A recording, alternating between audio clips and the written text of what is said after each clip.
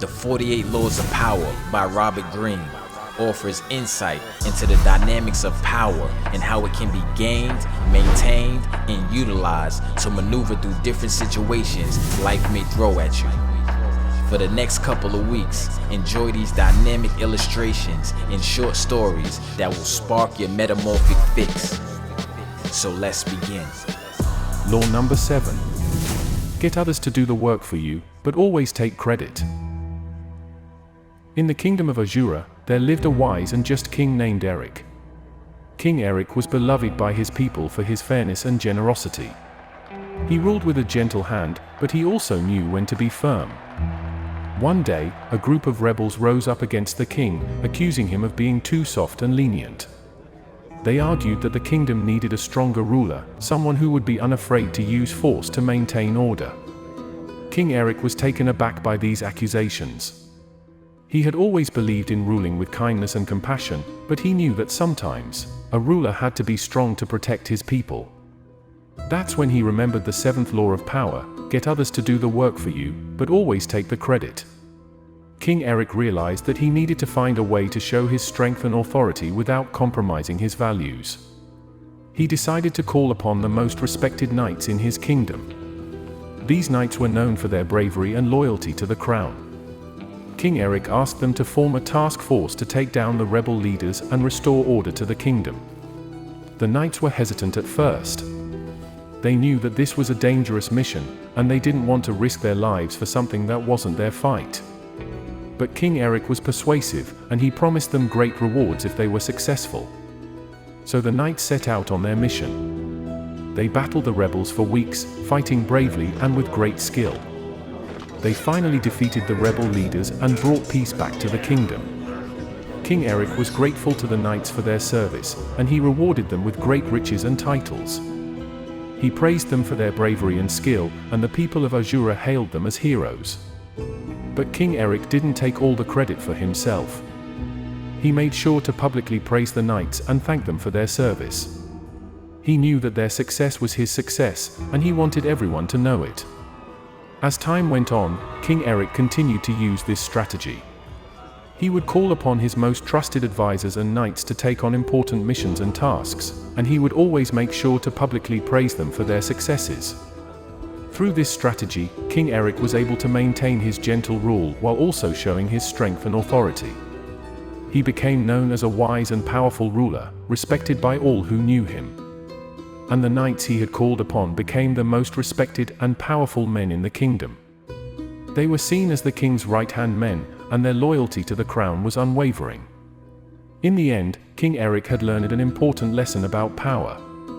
He realized that sometimes, it's not enough to be kind and compassionate. A ruler also needs to show his strength and authority, but he can do so without compromising his values by getting others to do the work for him and sharing the credit. As it states in law number 7. Get others to do the work for you, but always take credit. This law advises people to delegate tasks to others while taking credit for their accomplishments, as it can help one appear more competent and increase their power. By positioning oneself as a leader who can inspire and delegate tasks effectively, one can gain a reputation for excellence and be more successful in the game of power. This law is a reminder of the importance of strategic thinking and the need to be cunning in delegating tasks and taking credit in the pursuit of power. If you're enjoying this video so far, please support us by hitting the subscribe button and liking the video. By doing this, you are helping us reach more people to share this amazing information with. Now that that's out of the way, let's get back to the video. Law number 8. Make other people come to you, or use bait if necessary. There lived a young and ambitious man named Sean. Sean had always dreamed of making it big in the business world, and he had worked tirelessly to climb the ranks of his company. But no matter how hard he worked, Sean always seemed to be stuck in the same position. He watched as his colleagues were promoted and given more responsibility, while he was left behind. One day, Sean decided to seek the advice of a mentor. He went to a successful businessman named Ray, who had built a fortune through his own company. Ray listened patiently as Sean explained his frustrations. And then, he shared with Sean the 8th law of power, make other people come to you, use bait if necessary. Ray explained that if Sean wanted to succeed, he needed to become more valuable to his company. He needed to offer something that no one else could, so that his bosses would see him as indispensable. He suggested that Sean identify a problem within the company and offer a solution. By doing so, he could make himself indispensable to the company, and his bosses would have no choice but to promote him. Sean took Ray's advice to heart, and he began to analyze the company's operations. He noticed that there was a major flaw in the way the company was managing its finances, and he devised a plan to fix it.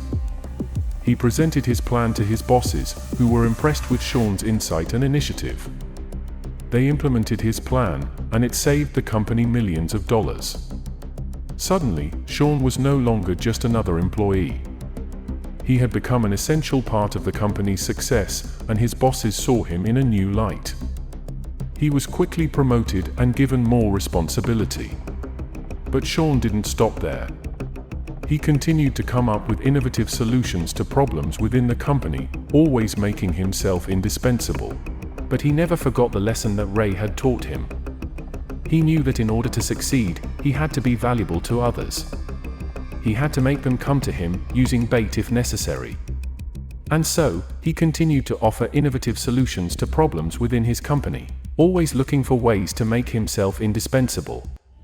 He knew that in the game of power, there were no shortcuts.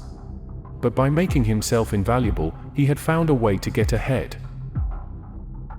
As it states in Law 8 from the 48 Laws of Power, make other people come to you or use bait if necessary. This law advises people to be strategic in their approach to power, using bait and incentives to attract others to them. By positioning oneself as a valuable resource or desirable commodity, one can increase their power and influence, and create a sense of loyalty and dependence among others. This law is a reminder of the importance of strategy, and the need to be proactive in attracting and maintaining power in the pursuit of one's goals. However, it also warns of the dangers of becoming too dependent on others and the need to balance dependence with self-reliance.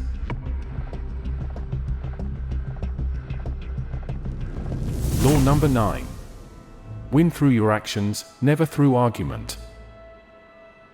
In the medieval kingdom of Aragon, there lived a powerful ruler named King Alfonso.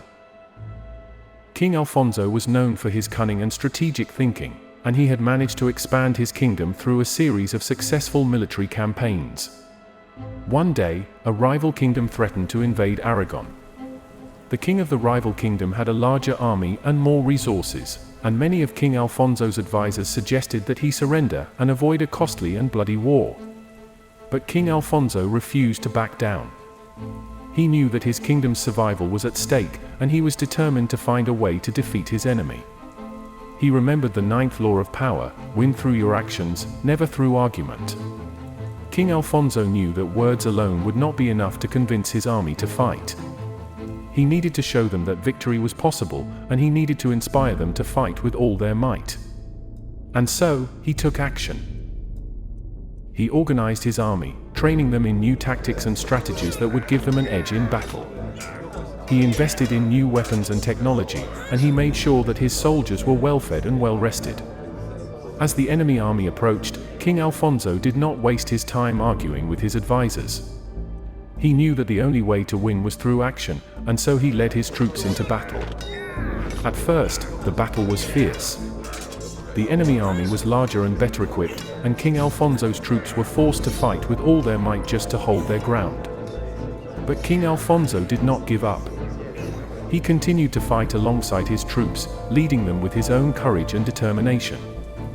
And slowly but surely, his tactics began to pay off. His soldiers started to gain the upper hand, taking down enemy after enemy. The enemy army, caught off guard by King Alfonso's innovative tactics, was unable to keep up. In the end, King Alfonso emerged victorious. His army had defeated the enemy, and Aragon had been saved from certain doom. But King Alfonso did not gloat or boast. He knew that his victory had come not through argument, but through his actions. And he knew that he had set an example for his soldiers and for all those who looked up to him.